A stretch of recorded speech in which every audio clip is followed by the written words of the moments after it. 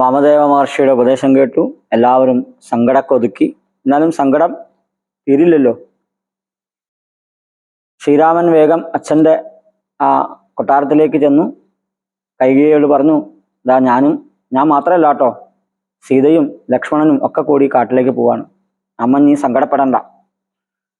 കൈകേയിക്ക് വലിയ സന്തോഷമായി. കാരണം ഒറ്റടിക്ക് രാമനെ മാത്രമല്ല സീതയെയും ലക്ഷ്മണനെയും ഒക്കെ ഒഴിവാക്കാൻ പറ്റി.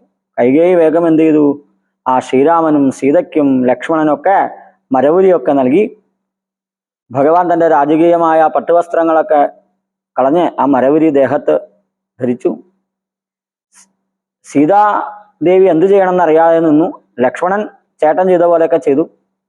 സീതാദേവി എന്താ ചെയ്യണമെന്ന് അറിയാതെ ഇങ്ങനെ ഇരിക്കുന്ന സമയത്ത് രാമൻ തന്നെ എന്ത് ചെയ്തു, ആ ദേവിയുടെ ആ വസ്ത്രത്തിന് മുകളിൽ ആ മരവുരി വെച്ചു കൊടുത്തു. ഇത് കണ്ടിട്ട് എല്ലാവർക്കും വലിയ സങ്കടമായി. എല്ലാവരും കരയുന്ന കേട്ടിട്ട് വസിഷ്ഠ മഹർഷിക്ക് വലിയ കോപം ഉണ്ടായി. വസിഷ്ഠ മഹർഷി കൈകേയിയെ ചീത്ത പറഞ്ഞു.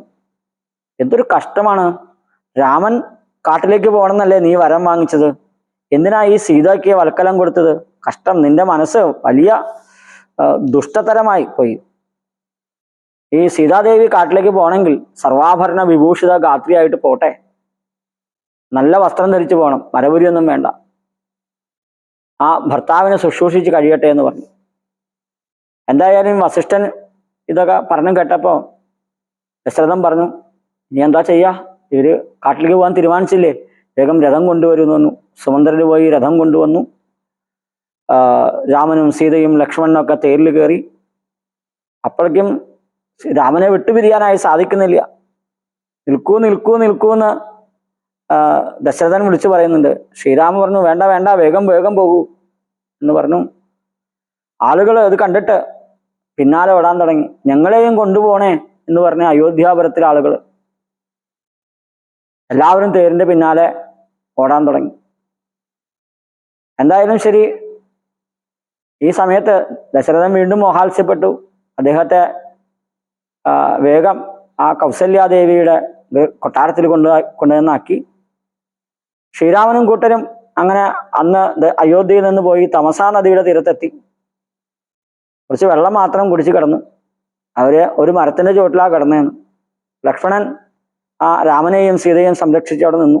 അവരവിടെ നിൽക്കുന്ന സമയത്ത് തേരിന്റെ പിന്നാലെ ഓടി വന്ന ആൾക്കാർ അവിടെ എത്തി. അവര് പറഞ്ഞു, രാമൻ കാട്ടിലേക്ക് പോകണമെങ്കിൽ ഞങ്ങളും കൂടെ വരും. അവരെ ചുറ്റും വന്ന് ആ രാമന്റെയും ലക്ഷ്മണനും സീതയും അടുത്ത് വന്ന് അവരും ഇരുന്നു.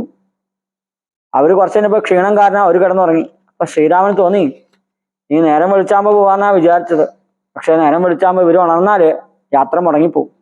അതുകൊണ്ട് സുമന്ത്രയെ രഹസ്യമായി വിളിച്ച് ശബ്ദം ഉണ്ടാക്കാതെ ആ തേര് കൊണ്ടുവന്ന് ശ്രീരാമനും ലക്ഷ്മണനും സീതയും ആ സുമന്ത്രനും മാത്രം തേരിൽ കയറി. അപ്പൊ ആളുകളെന്ന് ആശയക്കുഴപ്പമുണ്ടാക്കാനായിട്ട് ആദ്യം അയോധ്യയുടെ നേർക്ക് പോയി, പിന്നെ അവിടുന്ന് തെക്കേ ദിക്കിലേക്ക് വീണ്ടും പോയി. രാവിലെ ഈ പുരവാസികളൊക്കെ എഴുന്നു നോക്കുന്ന സമയത്ത് രാമനെ കാണാനില്ല. അവർ കുറെ അന്വേഷിച്ചു, അവർ കണ്ടുപിടിക്കാൻ പറ്റിയില്ല എന്ന് പറയാം. അവര് തിരിച്ച് വിഷമത്തോടു കൂടി അയോധ്യയിലേക്ക് മടങ്ങി വന്നു. രാമനും സീതയും ലക്ഷ്മണനും അവരങ്ങനെ സഞ്ചരിച്ച് ശൃംഗിവേരപുരത്തിലെത്തി. ശൃംഗിവേരപുരത്തില് അവിടെ ഒരു മരത്തിന് ചുവട്ടില് ശംശവാവൃക്ഷത്തിന്റെ ചുവട്ടില് കിടന്നു. ഈ സമയത്ത് ഭഗവാന്റെ കൂട്ടുകാരനും ഭക്തനൊക്കെ ആയിട്ടുള്ള ആ കാട്ടിലെ കാട്ടാളന്മാരുടെ രാജാവായിട്ടുള്ള നിഷാദന്മാരുടെ രാജാവായിട്ടുള്ള ഗുഹൻ അവിടെ വന്നു. ഭഗവാനെ കണ്ടു, നമസ്കരിച്ചു. ഭഗവാൻ അവനെ കെട്ടിപ്പിടിച്ചു, ഓരോ കുശല പ്രശ്നങ്ങളൊക്കെ ചെയ്തു. ഗുഹൻ പറഞ്ഞു, അങ്ങ് എൻ്റെ രാജ്യത്തേക്ക് വരണം, അവിടെ അങ്ങേക്ക് സുഖമായിട്ടിരിക്കാം, എൻ്റെ കൊട്ടാരത്തിൽ താമസിക്കാം എന്നൊക്കെ പറഞ്ഞു. അപ്പോൾ ഭഗവാൻ പറഞ്ഞു, അതെ, ഞാൻ അച്ഛനൊരു വാക്ക് കൊടുത്തിട്ടാണ് വന്നിരിക്കുന്നത്, 14 കൊല്ലം കാട്ടിൽ വസിക്കാന്ന. അപ്പോൾ മറ്റുള്ളവർ തരുന്ന സുഖഭോഗങ്ങളൊന്നും ഞാൻ അനുഭവിക്കില്ല. നീ എൻ്റെ കൂട്ടുകാരനാണ്, നീ തന്നെ ആ രാജ്യം ഭരിച്ചാൽ മതി. നീ എനിക്ക് ചെയ്യാവുന്ന ഒരു കാര്യം എന്താണെന്ന് വെച്ചാൽ വേഗം കുറച്ച് പേരാലിൻ്റെ കറ കൊണ്ടുവരണം, വടക്ഷീരം. അങ്ങനെ ആ കറയെടുത്ത് തൻ്റെ മുടിയൊക്കെ ജട വിരിച്ചു. ശ്രീരാമനും ലക്ഷ്മണനും. എന്നിട്ട് സീതയോട് കൂടിയിട്ട് അവിടെ വിശ്രമിച്ചു. അന്ന് രാത്രി അവിടെ കിടന്നു. അയോധ്യയിലെ കൊട്ടാരത്തിലെ മാളികയിൽ പട്ടുമത്തയിൽ കിടക്കേണ്ട ഭഗവാനാ അവിടെ വെറും നിലത്ത് ആ പുല്ലോ അല്ലെങ്കിൽ ഇലയോ ഒക്കെ വിരിച്ച സ്ഥലത്ത് അവിടെ കിടന്നു. ഇങ്ങനെ ശ്രീരാമനും ലക്ഷ്മണനും അവിടെ കിടക്കുന്ന സമയത്ത് ലക്ഷ്മണൻ അവരെ സംരക്ഷിക്കാനായി നിന്നു. ഗുഹൻ അവിടെ ഉണ്ടായിരുന്നു. ഗുഹൻ ഇവരെ കിടപ്പ് കണ്ടിട്ട് ഗുഹന് സഹിച്ചില്ല. ഗുഹൻ കരയാൻ തുടങ്ങി. എത്ര സുഖമായിട്ട് പള്ളിക്കുറുപ്പ് നടത്തേണ്ട ഭഗവാനാണ് ഇതാ ഇവിടെ ഇപ്പൊ വെറും നിലത്താ കിടക്കുന്നത്. ഈ ശ്രീരാമദേവന് ദുഃഖം ഉണ്ടാക്കിയത് കൈകേയി കാരനാണ്. ഇതൊരു കഷ്ടമാണ് എന്നൊക്കെ പറഞ്ഞ് ഗുഹൻ പറയാൻ തുടങ്ങിയപ്പോൾ ലക്ഷ്മണൻ ആ ജ്യേഷ്ഠന്റെ കയ്യിൽ നിന്ന് കിട്ടിയ ഉപദേശമനുസരിച്ച് ലക്ഷ്മണൻ ഗുഹന് ഉത്തരം പറഞ്ഞു കൊടുത്തു. എന്ന് പറഞ്ഞാൽ അർഹതയുള്ള ആളുകൾക്ക് പറഞ്ഞു കൊടുത്താൽ അത് പ്രയോജനപ്പെടുന്നുള്ളതിന് തെളിവാണ്. ലക്ഷ്മണൻ താൻ മനസ്സിലാക്കിയത് ഗുഹന് പറഞ്ഞു കൊടുക്കാം. ഇവിടെ ലക്ഷ്മണൻ ഗുഹന് കൊടുക്കുന്ന ഒരു ഉപദേശാന്ന് വേണമെങ്കിൽ പറയാം. ഭദ്രമതേ ശൃണുമദ്വചനം രാമഭദ്രനാമം ജപിച്ചിടുക സന്തതം. ഈ അതും ഇതൊക്കെ പറയാതെ കൊണ്ട് എന്താ ചെയ്യേണ്ടതെന്ന് വെച്ചാൽ രാമഭദ്രനാമം ശ്രീരാമന്റെ നാമത്തെ ജപിക്കും. കസ്യ ദുഃഖസ്യ കോകേ ദുർജഗത്രയേ കസ്യ സുഖസ്യ വാ കോപിഹേ ദുസ്സഹേ. ഈ ലോകത്ത് ആര് ദുഃഖത്തിന് കാരണമാണ്? ആര് സുഖത്തിന് കാരണമാണ്? ഒന്നുമില്ല. വേറൊരാളെ ചൂണ്ടിക്കാണിച്ച് അയാളാണ് എനിക്ക് ദുഃഖത്തിന് കാരണം, അയാൾ കാരണമാണ് എനിക്ക് സുഖം, അങ്ങനെ പറയാൻ പറ്റില്ല. പൂർവജന്മാർജിത കർമ്മം അത്രേ ഭുവി സർവലോകർക്കും സുഖദുഃഖ കാരണം. മുജ്ജന്മങ്ങളില് നമ്മൾ ചെയ്ത കർമ്മം അതാണ് ഈ ലോകത്തെ എല്ലാവർക്കും സുഖത്തിനും ദുഃഖത്തിനും കാരണം. ഇപ്പൊ മുജ്ജന്മങ്ങളും നമുക്ക് അറിഞ്ഞില്ല എന്ന് വിചാരിക്കുക. നമ്മുടെ ഇന്നലെയാണ് നമ്മുടെ ഇന്നാണ് നമ്മുടെ നാളെ. നമ്മൾ ഇത്ര കാലം എങ്ങനെ ജീവിച്ചു പോവോ അതിന്റെ ഫലമായിട്ടാണ് നമ്മുടെ ഇന്നത്തെ ദിവസം. അതാണ് നമ്മുടെ നാളത്തെ നിശ്ചയിക്കുന്നത്. അപ്പൊ പൂർവ്വജന്മങ്ങൾ അതുപോലെയാണെന്നറിയാം. പൂർവ്വജന്മങ്ങളിലെ കർമ്മം നമ്മുടെ ഈ ജന്മത്തെ നിശ്ചയിക്കും, സുഖദുഃഖങ്ങളെ നിശ്ചയിക്കും. സുഖദുഃഖങ്ങൾ ദാനം ചെയ്വതിനാരും ഉൾക്കാമ്പിലോർത്തു കണ്ടാലില്ല നിർണയം. ഒരാളുടെ സുഖം വേറൊരാൾക്ക് കൊടുക്കാം, ഒരാളുടെ ദുഃഖം വേറൊരാൾക്ക് കൊടുക്കാം. ദാനം ചെയ്യാന്ന് വെച്ചാൽ നടക്കില്ല. ഏകന്മമ സുഖദാതാ ജഗതി മറ്റേകന്മമ ദുഃഖദാതാ വിധിവ്രത. തോന്നുന്നത് അജ്ഞാന ബുദ്ധികൾക്ക് എപ്പോഴും തോന്നുകയില്ല ബുധന്മാർക്കതേതുമേ. ഇപ്പൊ നമ്മളൊക്കെ സാധാരണ എങ്ങനെയാ പറയാ, അയാൾ എനിക്ക് സുഖം തരുന്ന ആളാ, അയ്യോ എനിക്ക് ഇഷ്ടപ്പെട്ട ആളാ. വേറെ ആളാണെങ്കിലോ അയ്യോ കഷ്ടം, അയാൾ എനിക്ക് ദുഃഖം തരുന്ന ആളാ. ഇതൊക്കെ വൃഥ പാഴാണ് എന്ന് തോന്നണമെന്ന് പറയാ. അത് അറിവില്ലാത്തവർക്ക് അജ്ഞാന ബുദ്ധികളൊക്കെ തോന്നുക ഇയാൾ നല്ല ആളാണ്, ഇയാൾ മോശം ആളാണെന്നൊക്കെ തോന്നുകയില്ല ബുധന്മാർക്കതേതുമേ. അറിവുള്ള ആളുകൾക്ക് എല്ലാവരും ഒരുപോലെയാ. സുഖം തരുന്ന ആളും ദുഃഖം തരുന്ന ആളും ഒരുപോലെയാ. ആരും ദുഃഖം തരണമില്ല, സുഖം തരണമില്ല. വാസ്തവത്തിൽ നമ്മളാ അതിനൊക്കെ കാരണം.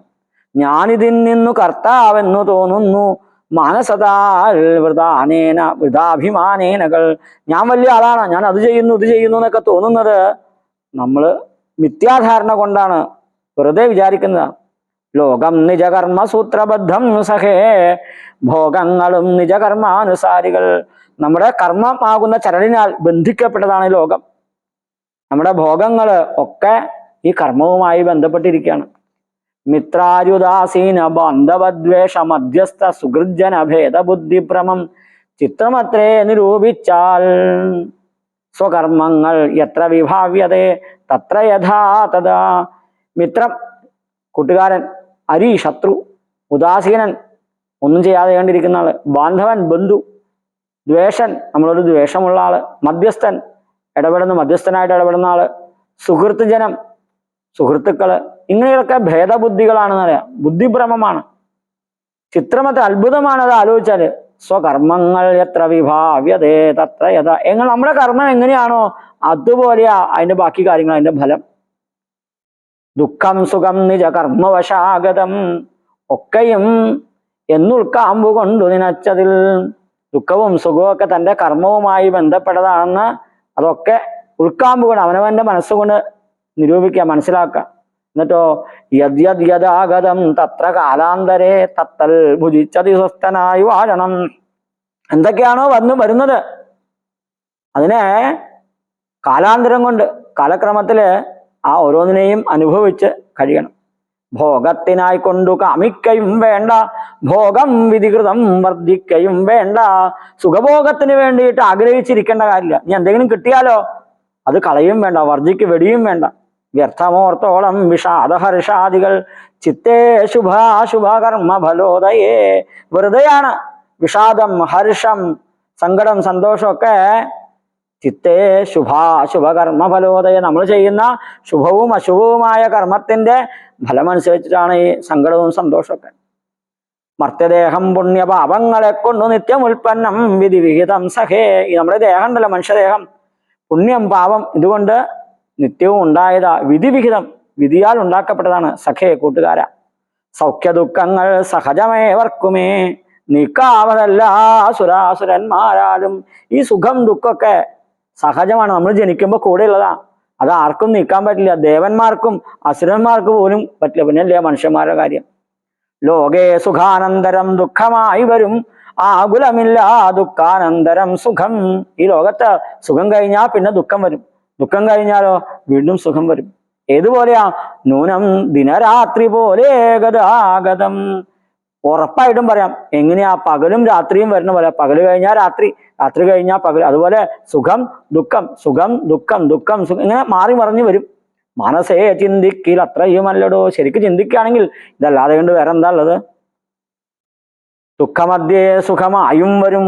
അത് മാത്രമല്ല, ഒരു കാര്യം കൂടി വരും, ദുഃഖത്തിനിടയ്ക്ക് സുഖം വരും. പിന്നെയോ ദുഃഖം സുഖം അധ്യസംസ്ഥമായും വരും. നമ്മൾ സുഖിച്ചിരിക്കുന്നതിൽ ഇടയ്ക്ക് ദുഃഖം വരും. രണ്ടും അന്യോന്യ സംയുക്തമായേവനും. ഈ സുഖവും ദുഃഖവും അന്യോന്യം ചേർന്ന ഉണ്ട്. ജലപങ്കം എന്ന പോലെ സഖേ. ജലപങ്കം, ജലം വെള്ളം, പങ്കം ചെളി, വെള്ളവും ചെളിയും പോലെ ഇരിക്കും. ആകയാൽ സന്നദ്ധൈര്യേണ വിദ്വജ്ജനം ഹൃദി ശോകഹർഷങ്ങൾ കൂടാതെ വസിക്കുന്നു. അറിവുള്ള ആൾക്കാർ എങ്ങനെയാണ്? ഇത് ഇങ്ങനെയാണെന്ന് മനസ്സിലാക്കിയിട്ട് ധൈര്യത്തോട് കൂടിയിട്ടുള്ള അവര് ഹൃദയത്തിലെ ശോകഹർഷങ്ങൾ, സങ്കടവും സന്തോഷവും അമിതമാവാതെ കൊണ്ട് അവര് വസിക്കും.